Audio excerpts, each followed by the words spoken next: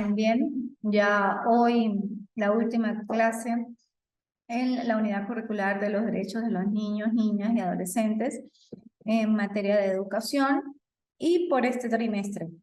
Es un placer, estar con ustedes en estos espacios tecnoformativos de la mano de su casa de estudios, el Instituto de Estudios Superiores de Investigación y Posgrado, Ventanas al Conocimiento, de Táchira, Venezuela para el mundo.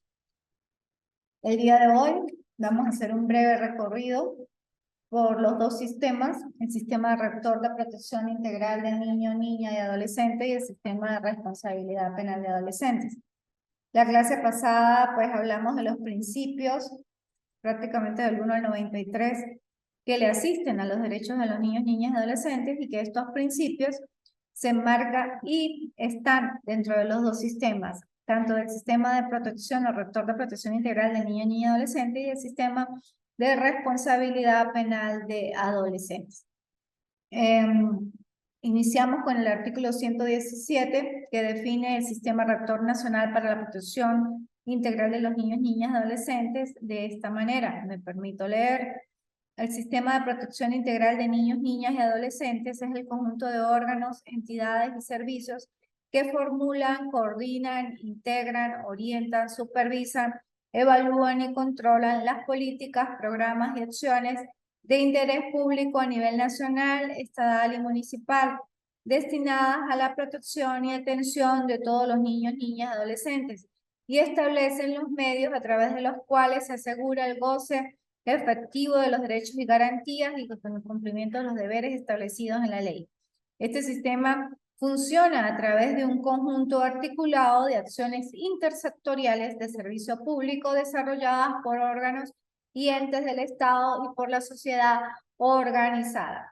Igualmente, el Sistema Rector Nacional para la Protección del Niño, Niña y Adolescente establece unos medios para el logro de sus objetivos y están contemplados en el artículo 118. Los invito a que ustedes de manera autodidacta internalicen estos conocimientos. El 119, los integrantes del Sistema de Protección Integral, entre ellos está el Ministerio del Poder Popular con competencia en materia de protección integral de los niños, niñas y adolescentes, los consejos de derechos de los niños, niñas y adolescentes, los consejos de protección de niños, niñas y adolescentes, los tribunales de protección de niños, niñas y adolescentes y la Sala de Casación Social del Tribunal Supremo de Justicia, el Ministerio Público, la Defensoría del Pueblo, el Servicio Autónomo de la Defensa Pública, las entidades de atención, las defensorías de niños, niñas y adolescentes, los consejos comunales y demás órganos o formas de organización popular. Luego está el 120, que define la política de protección y atención de niños, niñas y adolescentes como el conjunto de orientaciones y directrices de carácter público dictadas por los órganos competentes a fin de guiar las acciones dirigidas a asegurar los derechos y garantías consagrados en esta ley. Esta política debe fijar las orientaciones y directrices en materias tales como asistencia, comunicación, integración, coordinación, promoción, evaluación, control, estímulo y financiamiento. Igualmente está la responsabilidad, la obligatoriedad de estas políticas de protección. Luego están los 124, que están los tipos, que son los tipos de programas y proyectos dirigidos a los niños, niñas y adolescentes. Están de asistencia, de apoyo, de colocación familiar, de rehabilitación, de identificación, de formación, de localización, comunicacionales, de abrigos socioeducativos, promoción y culturales. Posteriormente, en el 126, definen lo que son las medidas de protección como aquellas que impone la autoridad competente cuando se produce un perjuicio de uno o varios niños, niñas, adolescentes individualmente considerados. La amenaza o violación de sus derechos o garantías con el objeto de preservarlos o restituirlos. La amenaza o violación a que se refiere este artículo puede provenir de la acción o omisión del Estado, la de la sociedad, de los particulares, del padre, la madre, representante responsable o de la propia conducta del niño, niña o del adolescente. Establece los tipos de esas medidas de protección y dice que una vez comprobada la amenaza o violación a que se refiere el artículo anterior, la autoridad competente puede aplicar las siguientes medidas de protección. La inclusión del niño, niña, adolescente y su familia en forma conjunta o separada según el caso en unos varios de los programas a que se refiere el artículo 124. la orden de matrícula obligatoria, el cuidado propio del hogar del niño, la declaración del padre, madre, representante responsable, reconociendo la responsabilidad en relación del niño, la orden de tratamiento médico y psicológico, el abrigo, la colocación familiar, la separación de la persona, la intimación del padre, madre, representante responsable y la adopción. Igualmente, pues me establece que quienes pueden aplicar la colocación familiar y la adopción solamente son los tribunales, de resto sí, las medidas de protección, eso teniendo a los límites de competencia de cada órgano administrativo y jurisdiccional. Posteriormente, de en adelante, están las diferentes formas de organización o de los órganos coadyuvantes en el sistema de protección integral, como el Consejo Nacional de los Derechos de los Niños, Niñas y Adolescentes, los consejos comunales, cómo está su junta directiva, cómo está constituida, sus funciones y demás. A partir del 169 habla de los órganos judiciales de protección, entre ellos el Ministerio Público, que efectivamente indica que debe contar con fiscales especializados para la protección de los niños, niñas y adolescentes y que en cada localidad donde se constituya un tribunal de protección deben existir también estos fiscales especializados. Está la Defensoría del Pueblo, el Servicio Autónomo de la Defensa Pública y están las atribuciones de cada uno de ellos. Posteriormente tenemos a los órganos jurisdiccionales a partir del artículo 133, que corresponde la jurisdicción a los tribunales de protección de los niños, niñas y adolescentes, a la Sala de Casación Social del Tribunal Supremo de Justicia de ejercicio de la jurisdicción para la resolución de los asuntos sometidos a su decisión conforme con lo establecido en este título, las leyes de organización judicial y la reglamentación interna. Posteriormente, de ahí en adelante, pues está la creación de estos tribunales, cuáles son sus competencias, sus límites de competencia y demás.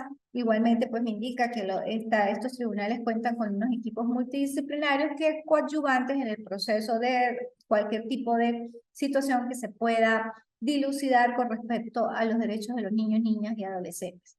Del 181 en adelante me habla de las entidades de atención, cómo es su funcionamiento, su registro, el procedimiento para el registro de estas entidades de atención, cuáles serían sus programas y demás. Posteriormente nos encontramos con las infracciones y sanciones en el caso de que sean vulnerados algunos derechos de los niños, niñas y adolescentes, como la violación al derecho de opinar, la violación a de obligación de manutención, la violación del derecho a la educación, la violación de la confidencialidad, la violación de la confidencialidad de la audiencia, que son tipos de sanciones en el caso de que un funcionario o algún responsable y demás que estén en sintonía, o sea, que debe salvaguardar los derechos de los niños, niñas y adolescentes, pues infrinja alguna normativa de las establecidas en la ley. Igual está el transporte ilegal del niño, la actuación de los medios de comunicación de acuerdo con la ley, la misión o lucro por trabajo de niños o niñas, y demás, los incumplimientos y la forma.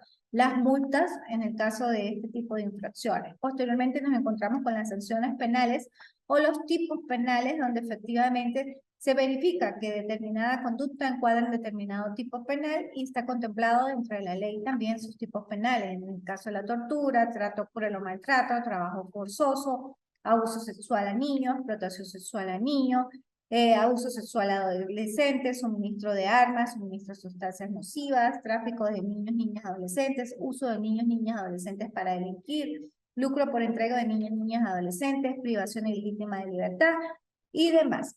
Posteriormente están las acciones de protección, que es un recurso judicial contra hechos, actos o omisiones de particulares, órganos, instituciones públicas o privadas que amenacen o violen derechos colectivos o difusos de los niños, niñas y adolescentes. La aprobación de protección tiene como finalidad que el Tribunal de Protección de Niños y Niñas les haga cesar la amenaza u ordene la restitución del derecho infringido mediante la imposición de obligaciones de hacer o de no hacer. Estas sus competencias, la forma de decidirlas. Posteriormente nos encontramos con los procedimientos administrativos y judiciales en el ámbito propiamente civil en cuanto o cuando existan controversias que se deben resolver en algún tipo de los órganos administrativos o judiciales, la forma procedimental. Hasta el 522, pues sería esa parte procedimental, las figuras que existen en cada fase dentro de esas acciones, inclusive jurisdiccionales, en los tribunales de protección. Luego del 526 en adelante, está propiamente lo que es el sistema penal de responsabilidad de los y los adolescentes. Recuerden que la ley abarca dos sistemas, el sistema rector de protección integral de niños, niñas y adolescentes y el sistema de responsabilidad penal de adolescentes. Cuando hablamos del sistema de responsabilidad penal de adolescentes, nos referimos a aquellos adolescentes que están en conflicto con la ley penal, que cometen hechos delictivos efectivamente y que hay que ser declarados responsables penalmente de sus actos. El sistema de responsabilidad está definido en el 526 como el conjunto de normas, órganos y entes del poder público que formulan, coordinan, supervisan, evalúan y ejecutan las políticas y programas destinadas a garantizar los derechos de los y las adolescentes en conflicto con la ley penal establecidos en esta ley. Asimismo, sus integrantes con competencia en la materia se encargarán del establecimiento de la responsabilidad de los y las adolescentes por los hechos punibles en que ellos incurran, así como el control de las sanciones que les sean impuestas. Este sistema funciona a través de un conjunto de acciones articuladas por el Estado, las familias y el poder popular orientadas a su protección integral y a su incorporación progresiva a la ciudadanía. Igualmente cuenta con unos medios que están establecidos en el 526A. Entre ellos están las políticas y programas y medidas socioeducativas de atención de inclusión social con la familia, escuela y el poder popular, los órganos administrativos y judiciales, la unidad de formación socioeducativa e integral para los adolescentes con medidas no privativas, las entidades de atención e información socioeducativa e integral para los y las adolescentes con medidas privativas de libertad, un personal especializado y sus recursos económicos. También establece los integrantes y entre estos integrantes que difieren notablemente del sistema de rector de protección integral son la Sala Constitucional del Tribunal Supremo de Justicia, la Sala de Casación Penal del Tribunal Supremo de Justicia, la Sección de Adolescentes del Tribunal Penal, el Ministerio Público Especializado, el Ministerio del Poder Popular con competencia en materia de protección integral de niños, niñas y adolescentes, el Ministerio del Poder Popular con competencia en materia de relaciones interiores, justicia y paz, el Ministerio del Poder Popular con competencia en materia de servicio penitenciario para la atención a los y las adolescentes en conflicto con la ley penal, el Ministerio del Poder Popular con competencia en materia de juventud, el Ministerio del Poder Popular con competencia en materia de educación, el Servicio Autónomo de la Defensa Pública Especializada, la Policía de Investigación y Servicios de Policías Especializados, la Defensoría del Pueblo, los consejos comunales y demás formas de organización popular, las autoridades legítimas de los pueblos y las comunidades indígenas en los procesos en que sean partes los y las adolescentes indígenas.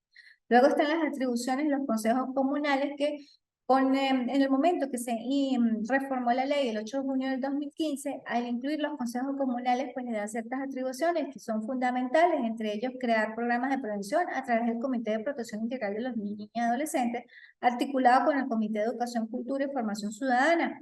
Coadyuvar en la ejecución, esto es muy importante, en la ejecución de aquellas medidas no privativas de libertad que sean decretadas por el órgano jurisdiccional o de la celebración del acuerdo conciliatorio, a cuyo efecto el juez o la jueza competente deberá notificar al Consejo Comunal del lugar de residencia de los y las adolescentes. Participar en la elaboración de programas socioeducativos y efectuar los trámites necesarios para su correspondiente registro ante la autoridad competente. Participar en la ejecución de los programas socioeducativos existentes que sean aplicados durante el incumplimiento de las sanciones también no privativas. El 528 habla de la responsabilidad del adolescente y me indica que los adolescentes que incurran en la comisión de hechos punibles responden por el hecho en la medida de su culpabilidad de forma diferenciada al adulto. ¿Y cuál es la diferencia o qué los difiere? Su sanción y la jurisdicción especializada. Un adulto que cometa hechos delictivos es jurisdicción ordinaria, un adolescente es jurisdicción especializada. Al adolescente se le imponen sanciones, no se le imponen penas. Cuando hablamos de jurisdicción, recuerden que es la capacidad o la facultad de decir el derecho. ¿Y quién dice el derecho? El juez, el operador de justicia netamente que tiene la facultad de decir el derecho. Legalidad y legalidad, esto pues, se relaciona directamente con el principio de garantía constitucional, el principio de legalidad. Está contemplado en el 529 y dice así: ningún adolescente puede ser procesada ni sancionado por acto o omisión que al tiempo de su ocurrencia no esté previamente definido en la ley penal de manera expresa e inequívoca como delito falta. Tampoco puede ser objeto de sanción si su conducta está justificada o no, o lesiona, pone en peligro el bien jurídico tutelado. Él o la adolescente declarado o declarada responsable de un hecho punible solo puede ser sancionado con medidas que estén previstas en esta ley. Las medidas se deben cumplir conforme a las reglas establecidas en esta ley. Luego está la legalidad del procedimiento que dispone que para determinar la responsabilidad de un adolescente en un hecho punible, la aplicación de la sanción que corresponda, se debe seguir el procedimiento previsto en esta ley. La edad para la aplicación según los sujetos dice, las disposiciones de este título serán aplicadas a todas las personas con edad comprendida entre 14 y menos de 18 años al momento de cometer el hecho punible, aunque en el transcurso del proceso alcancen los 18 años o sean mayores de esa edad cuando sean acusados o acusadas. Ese es el ámbito de aplicación para efectivamente la ley según los sujetos. Un adolescente que tenga entre 14 y menos de 18, menos de 14 años, son totalmente inimputables y no pueden ser declarados penalmente responsables y se le aplican las medidas de protección que señalé como la rehabilitación, orden psiquiátrico, incorporación a un programa de estudio, de algún tipo de curso, algo que lo ayude al libre desenvolvimiento de su, personalidad, de que entienda que efectivamente cometió el hecho delictivo y demás, pero estos adolescentes menores de 14 años son inimputables, no pueden ser declarados responsables penalmente de sus actos, se le aplican medidas de protección por el Consejo de Protección. Luego está que efectivamente cuando existen personas adultas y adolescentes en ambos procesos, entre los órganos competentes se remiten copias certificadas, está la interpretación y aplicación de la ley 537, que son las llamadas normas de remisión, aquello que no está contemplado en la ley, pues se puede hacer uso perfectamente de las otras normas. En este caso particular, se hace mucho uso de utilización inmediata del Código Orgánico Procesal Penal como norma objetiva penal. El 538 en adelante están las garantías fundamentales como la dignidad, la proporcionalidad, la presunción de inocencia, la información, el derecho a ser oído, el juicio educativo, que difiere notablemente de la parte de adultos e indica el o la adolescente debe ser informado o informada de manera clara, precisa y educativa por el órgano investigador y el tribunal sobre el significado de cada una de las actuaciones procesales que se desarrollan en su presencia, el contenido, las razones legales y ético-sociales de las decisiones que se produzcan. Defensa. La defensa es inviolable desde el inicio de la investigación hasta el cumplimiento de la sanción impuesta. A falta de abogado, defensor privado o abogada o defensora privada, el adolescente debe tener la asistencia de un defensor público especializado o defensora pública especializada. Esto es igual en materia de adultos, pues la defensa es una garantía fundamental que le asiste a todas las personas que pueden estar incursas o involucradas en la comisión de un hecho delictivo o en cualquier tipo de proceso donde requiera la asistencia legal. La confidencialidad, pues efectivamente el adolescente se trata o se evita de identificarlo notablemente y a los fines de no ultrajarle su dignidad. El debido proceso como garantía fundamental, pues el proceso de adolescentes debe ser reservado, rápido y contradictorio y ante un tribunal especializado. Las sentencias y resoluciones, al igual que en materia de adultos, son impugnables y las sanciones impuestas revisables con arreglo a esta ley. Luego está la única persecución, la excepcionalidad de la privación, que es igual que un proceso de adolescentes, pues lo que se busca es que este adolescente se mantenga en libertad con su proceso. Sin embargo, hay sus excepciones a esa libertad, dependiendo pues del ilícito, en todo caso, en que está presuntamente comprometida su responsabilidad. La separación de los adolescentes y los adultos, en el caso que exista un hecho punible donde convergen adolescentes y adultos, pues lógicamente tienen que ser separados. E inclusive dentro de los recintos carcelarios también tienen que ser separados los adolescentes y los adultos en virtud del grado de mayor duración psicológica y física de los adolescentes. Posteriormente, el 551 en adelante, pues habla prácticamente del procedimiento de investigación, de la fase preparatoria, y aquí pues voy a hacer una síntesis rapidita de las fases del proceso penal, fase preparatoria o de investigación, fase intermedia, fase de juicio y fase de ejecución. Los recursos son como sus fases o etapas que se abren y se detonan o se generan en el momento que una parte no esté de acuerdo con algún tipo de decisión o resolución judicial y lógicamente se activa el recurso. Si la parte no está de acuerdo, pues lógicamente interpone el recurso de apelación o el recurso a que dé lugar en determinada fase del proceso y depende del tipo de resolución. La fase preparatoria, al igual que en adultos, pues en una audiencia prácticamente es la inicial del proceso, se da por flagrancia, se da por investigación, se dilucidan tres aspectos importantes en la flagrancia, se califica o no el procedimiento a seguir y la medida de coerción. Cuando es por investigación, pues el procedimiento a seguir y la medida de coerción. Diferencia con el adulto en las medidas de coerción a aplicar notablemente y en la puesta a disposición del adolescente ante el tribunal. En adultos 48 horas, en adolescentes de 24. El procedimiento es igual, ordinario o abreviado. Las medidas de coerción pueden ser prisión preventiva, detención o medida cautelar sustitutiva a esa detención. En la fase intermedia, lógicamente, para que dé inicio a la fase intermedia debe existir la presentación de un acto conclusivo. Esa presentación de acto conclusivo, casi siempre de acusación, es lo que demarca el inicio de la fase intermedia y termina la fase preparatoria. En la fase intermedia, en una audiencia básica de audiencia preliminar donde hay una acusación, pues el imputado se le impone al adolescente imputado o imputada, se le impone de las alternativas a la persecución del proceso, de las fórmulas de resolución anticipada, que muchas veces se avistan desde la fase preparatoria.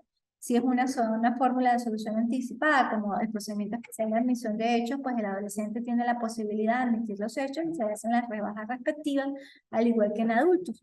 Si el adolescente considera que es inocente, pues pasamos a fase de juicio, se apertura juicio oral y reservado, no es público, con las mismas garantías fundamentales que le asisten al proceso adulto, la misma forma de proceder. Sin embargo, pues existen ciertas connotaciones que lo diferencian, como en el caso de las pruebas, en el caso de, en el momento de emitir la resolución como tal. Sin embargo, lo que es ya la forma, inclusive en el momento de emitir sentencia, es prácticamente lo mismo. Igual el adolescente le existen las mismas garantías, puede admitir los hechos antes de la evacuación de la prueba. El acusado, en todo caso, en cuanto a las pruebas, puede promover nueva prueba o reiterar la promoción de la declarada inadmisible, algo que lo difiere notablemente del adulto. El fiscal del ministerio y el querellante solo podrán reiterar la promoción de la declarada inadmisible. Esta solicitud debe hacerse entre los 5 días siguientes a la fijación del juicio oral y reservado. También pues existen los principios de conmediación, concentración, continuidad. Lógicamente que no hay publicidad, es reservado el juicio oral. En el momento de dictar sentencia le existen los mismos requisitos para dictar sentencia, mención del tribunal, enunciación de los hechos, determinación precisa de los fundamentos de hecho y derecho, exposición concisa de esos fundamentos, las partes del dispositivo y la indicación de la sanción. El pronunciamiento, pues siempre en nombre de la República por autoridad de la ley.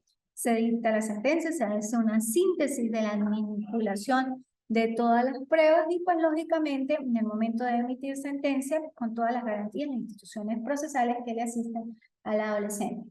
Igualmente pues cuando pasa y ya no se dictamina una sentencia y se dicta sentencia absolutoria, pues conforme al artículo 602, si se dicta una sentencia condenatoria, pues pasaríamos a fase de ejecución y en fase de ejecución se revisa la sanción conforme a la ley que dice cada 6 meses revisar la sanción, sea privativa o no privativa. Si es una sanción privativa, debe existir o debe ser involucrado el adolescente declarado responsable penalmente de sus actos por los delitos contemplados en el artículo 628, que son los que generan como sanción privación de libertad.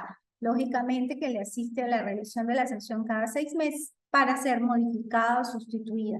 Lógicamente, si cumple con los lineamientos de un buen plan de diagnóstico, el plan de terapia individual lo cumplió, hay un informe de evolución, un informe de terapias individuales o psicológicas del adolescente, donde determina que el adolescente internalizó el hecho y que tiene empatía con la víctima, que existe ese proceso de empatía, de ponerse en lugar de lo que genera, de la persona o las personas que generó el daño, y pues que comprende la ilicitud de su hecho delictivo.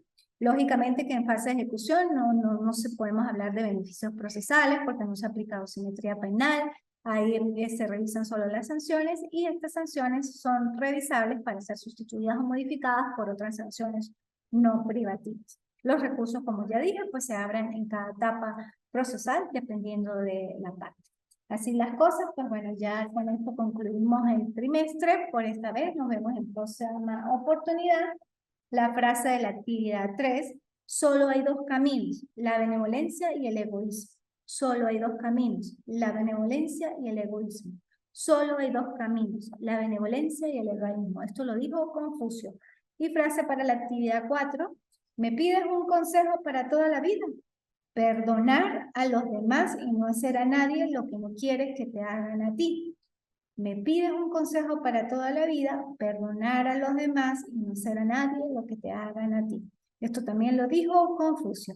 Bueno, así las cosas, que Dios los bendiga, éxitos en su carrera y en su vida personal, y nos vemos en próxima oportunidad. Hasta luego.